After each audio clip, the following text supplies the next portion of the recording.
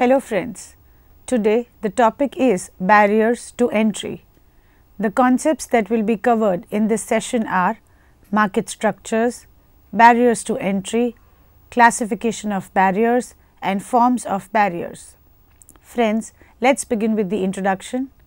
To understand the concept of barriers to entry, we first need to understand the concept of market power and different market structures.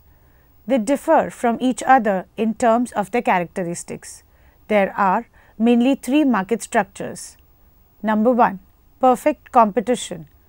The main assumptions of perfect competition are: number 1, large number of buyers and large number of sellers. Number 2, homogeneous products. Number 3, free entry and free exit. Number 4, perfect information about markets. Here, barriers to entry are not possible. Similarly, barriers to exit are also not possible. In this structure, neither buyers nor sellers have the market power. It means that they cannot influence the market price. Number 2, monopoly. Monopoly refers to a market situation where there is only one single seller of a commodity and there are no close substitutes of that commodity. In such a situation, monopolist or the single seller of the commodity has some kind of power or control over the supply of commodity, and hence he is in a position to influence the price. The main assumptions of monopoly are: number 1, one seller who decides the price. Number 2, no close substitutes. Number 3, no entry for new firms. The monopoly firm faces no threat of entry from potential rivals. When you have a market that has only one firm producing, but the firm is producing at a lower price, then you would expect it to excel in the market. This could suggest that it is fearful of rivals entering and so is trying to deter entry by keeping the price down. Sometimes we will have a situation where there appears to be only one firm in the market, but it is not really a monopoly. The threat of entry will erode its market power. It means that barriers to entry are concerned with market power. Number 3, monopolistic competition. Under monopolistic competition, there is freedom of entry and exit. Thus, under monopoly competition, it is found that both the features of competition and monopoly are present. The assumption of monopolistic competition are: number 1, large number of sellers. Number 2, product differentiation. Number 3, selling cost. Number 4, free entry and free exit. In this market structure, there are no barriers to entry. It means that barriers to entry is the characteristic of monopoly. Friends, let's understand the definition. The definitions of barriers to entry by different economists are given like this. According to J.S. Bain, a barrier to entry is an advantage of established sellers in an industry over potential entrant sellers, which is reflected in the extent to which established sellers can persistently raise the prices above competitive levels without attracting new firms to enter the industry. According to Joseph Stigler, a barrier to entry is a cost of producing at some or every rate of output that must be borne by firms seeking to enter an industry, but it is not borne by firms already in the industry. According to J. M. Ferguson, a barrier to entry is a factor that makes entry unprofitable while permitting established firms to set prices above marginal cost and to persistently earn monopoly return. If we summarize the definition, we can say that barrier to entry means: A, restrict potential entrants from making profit in the market. B, protect and maintain monopoly power of existing firm. C, generate and maintain supernormal profits in the long run. D, barriers to entry make a market less competitive. Barriers to entry are the obstacles that make it extremely difficult for small or startup enterprises to get a foothold or thrive in a market or industry. The existing competitors are extremely big, dominant or established, making it virtually impossible for anybody new to come out on the scene and gain market share. In other words, we can say that the existence of high startup costs or other obstacles that prevent new competitors from easily entering an industry or area of business. Barriers to entry benefit existing firms already operating in an industry because they protect an established company's revenues and profits from being whittled away by new competitors. Common barriers to entry include special tax benefits to existing firms, patents, strong brand identity or customer loyalty, and high customer switching costs. Economic, procedural, regulatory or technological factors that obstruct or restrict entry of new firms into an industry or market. Oligopolies and monopolies may maintain their position of dominance in a market because it is too costly or difficult for potential rivals to enter the market. Obstacles to entry are called barriers to entry. They can be erected deliberately by the incumbent, called strategic or artificial barriers, which can be created by firms themselves, or they can exploit barriers that naturally exist in the market, also called structural barriers. Structural barriers are given by a firm's inherent situation. Here we need to understand that barriers to entry either create monopoly or maintain monopoly of the existing firms. The economic theory clearly says that monopoly outcome is not efficient in the market.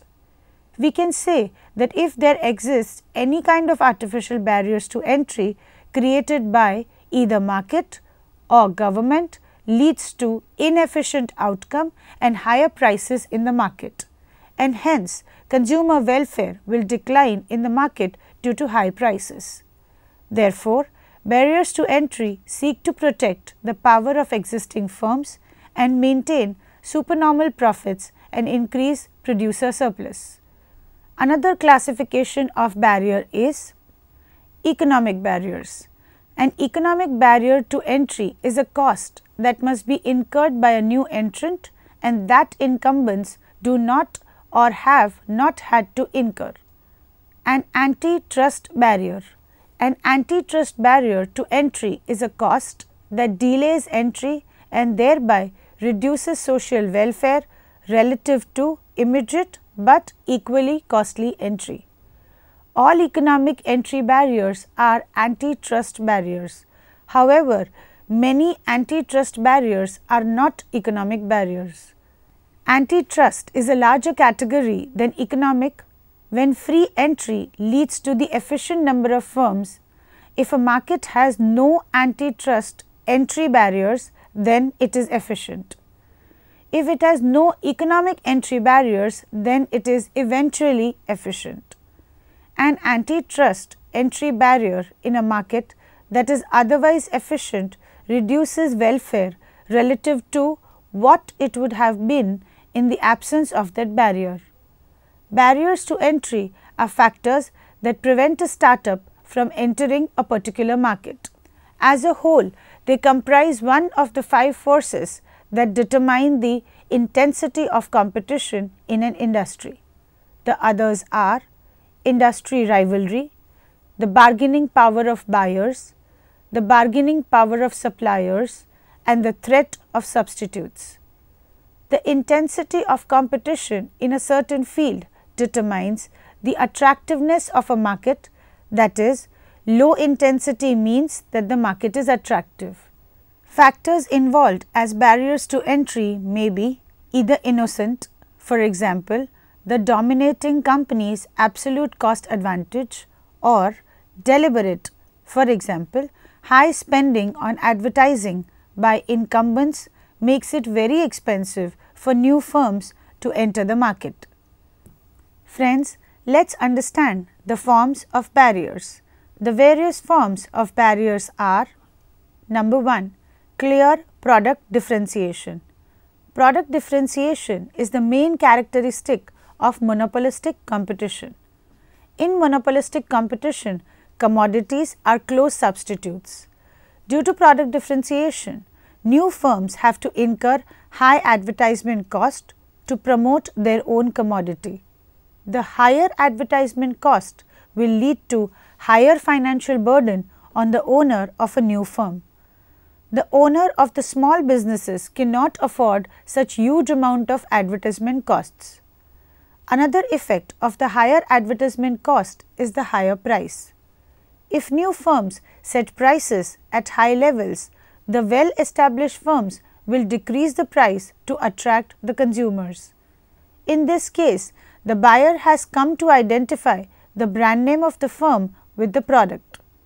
In markets where significant product differentiation exists, it is very difficult for new firms to enter. Potential entrants somehow have to overcome the consumer's natural inclination to identify a seller's brand name with the product, and that will not be very easy. Another problem is that the preferences of the consumers cannot be shifted immediately. Products which are different to others stand out, and the natural choice for those customers who seek what these products offer. With such differentiation and sufficient demand, companies have the choice of charging higher prices or increasing sales through lower prices. Lower prices, which is also a part of how a brand is differentiated, acts as a significant barrier. If you cannot make a product that is any better than one which is currently sold for the price that it is sold, then entering this market will be very difficult. Overcoming product differentiation barriers often needs strong innovation to create products that leapfrog existing competitor offerings in terms of both functionality and cost. The latter may be achieved through approaches such as parts reduction and assembly simplification. Number 2, institutional barriers. Another type of barriers to entry consists of institutional barriers which are erected by the government. The types of institutional barriers can be explained like this. These barriers take on many forms. The first type of institutional barriers is patents. Firms and individuals are issued patents by government for new products and inventions. During this time, the owner of the patent has the sole right to produce and sell that product. This definitely confers a monopoly on the holder of the patent. By rewarding inventors with a limited monopoly, there will be an incentive for research and development, which is of course the goal of patents. In this case, the institutional framework creates the barriers, and this institutional framework has been created by the government. A legal patent can provide a pure monopoly because other firms cannot use this patent. For example, a pharmaceutical company can get a drug patent for 7 years, meaning no one else can sell that particular drug. A second type of institutional barrier includes licensing restrictions by the government. Many different occupations like beauticians, barbers, lawyers, doctors, school teachers, nurses, taxi cab drivers, etc. require some type of government license or certificate. Without the license, a person is not allowed to practice a given occupation. What is the purpose of such a requirement? Ostensibly, it is to protect the consumer and guarantee quality. After all, no one wants to go to a physician who has never been to a medical school or to be represented by a lawyer with no legal training. For these individuals and others in the health professions, the licensing restrictions seem appropriate. The license does not guarantee good quality. If the license does not really guarantee good quality for the buyer, there is little reason for it to accept to restrict the supply. In other words, we can say that the government may act as a barrier to entry into a certain market through restrictive licensing requirements. A third type of institutional barrier exists when the government gives exclusive franchisee rights to a firm to sell a product. An obvious example of this would be the US Postal Service, which has the sole right to deliver first-class mail. Another example is the torrent power that provides electricity in Gujarat. Other examples would include cable TV companies and utility companies as local phone service, electricity, etc. Another type of institutional barrier erected by the government is the use of tariffs and quotas. Tariffs are taxes on imported goods, while quotas consist of a maximum amount of a good that can be imported into a country. Government imposes tariffs and quota to protect the domestic industries. An import tariff will increase the price of the foreign product and hence the demand would decline. In this case, foreign players cannot enter in the domestic market. Similarly, government can also decide the quota of imports. Above the decided quota, imports are not possible. Number 3. Ownership or control of a key scarce resource. Many firms have an ownership or control over the resources that are used in the production of final commodity. There is a scarcity of these resources in the market. Owning scarce resources which other firms could use creates a considerable barrier to entry, such as an airline controlling access to an airport. Number 4. Network effects. Network effect also has an impact on barriers to entry. Network effect is the effect that one user of a good or service has on the value of that product to other people. In other words, we can say that the effect that multiple users have on the value of a good or service to other users. The higher the number of people using a specific good or a service, the greater the individual's benefit. If a strong network already exists, it may limit new entrants. New entrants are not able to get consumers in the short run and hence they fail to gain sufficient numbers of users to create a positive network effect. The spread of popularity of the telephone in the 20th century and more recently the increased popularity of social media are examples of strong network effects. In many industries, the success of the business requires a firm to have a critical mass of users. This is particularly the case with social media. People don't choose necessarily the best technical social media, but the ones their friends use. It can be difficult for a new firm to enter because people are reluctant to use a service that not many others do use. Number 5.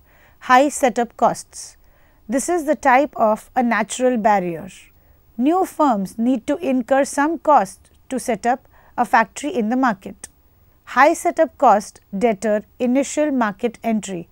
These costs cannot be recovered and hence these are known as sunk costs. Firms are not able to recover the sunk costs when they leave the market. Sunk costs include marketing and advertising costs and other fixed costs. Due to high setup costs, firms are not ready to enter the market, which in turn creates the monopoly. Number 6. High research and development costs. If new firms want to enter in the market, they need to provide either same quality of goods or higher quality of goods which may require research and development. To produce these kind of goods, firms have to spend enough money on research and development at the initial stage. This is difficult for small firms. When firms spend money on research and development, it is often a signal to potential entrants that they have large financial reserves. in order to compete, new entrants will have to match or exceed this level of spending in order to compete in the future. This deters entry and is widely found in oligopolistic markets such as pharmaceuticals and the chemical industry. Number 7. Capital requirements. Some industries require significant investment in setting up and operating. Manufacturing, for example, can require large factories and specialist machines. Service also can be costly to set up. For example, when a large number of service personnel needs to be recruited, trained and equipped. High capital costs are typical when setting up for the first time. There may also be ongoing capital investments required, for example, to cope up with rapid changes in the technology. Other capital costs include parts, inventories, customer credit and various other startups losses. Big and cash-rich companies are able to make a large capital investment required or may be able to raise the funds elsewhere. Even so, this may require careful analysis that could result in non-entry decision. For smaller companies, capital requirements can be a significant barrier. Overcoming capital requirements may be achieved by starting small and growing organically from profit rather than seeking larger loans. When rapid growth is essential, this is a less valid approach and collaborative options such as partnering or licensing may be preferable. When there is a rapid change in the industry with such as the need to replace out-of-date machinery and incumbents are slow to make needed investments, then this can play to the advantage of new entrants. Number 8. Economies of scale. Economies of scale occur when the unit cost of a product declines as production volume increases. When existing competitors in an industry have achieved economies of scale, it acts as a barrier by forcing new entrants to either compete on a large scale or accept a cost disadvantage in order to compete on a small scale.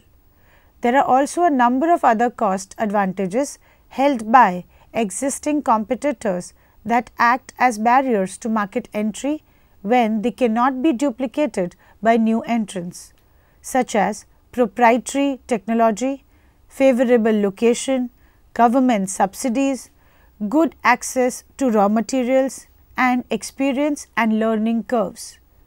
It is a barrier to entry for other companies because once a company which is already in the business attain a production volume which leads to decrease in the unit cost of a product, it is difficult for other companies to achieve that sort of unit cost of a product and therefore, companies do not make an effort to compete against such companies which achieved economies of scale. Artificial barriers. The barriers that we have discussed so far are natural in nature, but there are some artificial barriers to entry in the market. The artificial barriers are: number 1, predatory pricing. Predatory pricing is the act of setting prices low in an attempt to eliminate the competition. In other words, predatory pricing is a deliberate strategy of driving competitors out of the market by setting very low prices or selling below average variable cost. Predatory pricing is illegal under antitrust laws as it makes markets more vulnerable to monopoly. Companies may engage in a variety of activities that intend to drive out competitors, such as create barriers to entry for new competitors or unethical production methods to minimize costs. A sign of predatory pricing can occur when the price of product gradually becomes lower, which can happen during a price war. This is difficult to prove because it can be seen as a price competition and not a deliberate act. However, in response to a new firm entering the market, the incumbent monopoly could cut the price and make a temporary loss. the incumbent monopoly may have significant savings to finance a price war. However, faced with a low price, the new firm may be unable to make profits and so be forced to leave the market. Number 2. Limit pricing. A limit price or limit pricing is a price or pricing strategy where products are sold by a supplier at a price lower than the average cost of production or at a price low enough to make it unprofitable for other players to enter the market. Limit pricing is pricing by the incumbent firm to deter entry or the expansion of fringe firms. The limit price is below the short-run profit maximizing price but above the competitive level. Therefore, the monopolist may decide to set a price below this profit maximizing level but still enable it to make higher profits than in a competitive market. For limit pricing to be effective, the monopolistic needs to increase the output up to the level where a new firm will not be able to make any profit on entering the market. Limit pricing means a short-run departure from profit maximization. If successful, businesses can maintain their market power and make higher profits in the long term. Number 3. Advertising. Advertising is another sunk cost. The more that is spent by incumbent firms, the greater is the deterrent to new entrants. New firms cannot afford higher advertisement cost. If new firms enter the market, the well-established firm incurs very high advertisement cost to attract the consumers. Therefore, a new firm won't be able to catch enough consumers to run the business in the short run. Number 4. Distribution channel. Distribution plays an important role in production channel.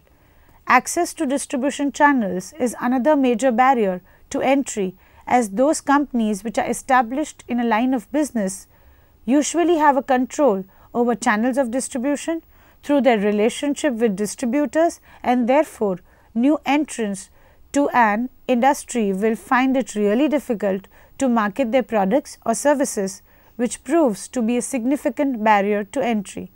It is also known as vertical integration. Vertical integration occurs when a firm has control over the supply and distribution of the goods. For example, oil companies can keep the price of petrol very high to discourage new petrol retailers. If a new firm wants to enter the petrol retail market, it will have to buy petrol from one of the big oil companies, who can set a high price, thereby discouraging their entry into the petrol market. Friends, let's conclude the session now.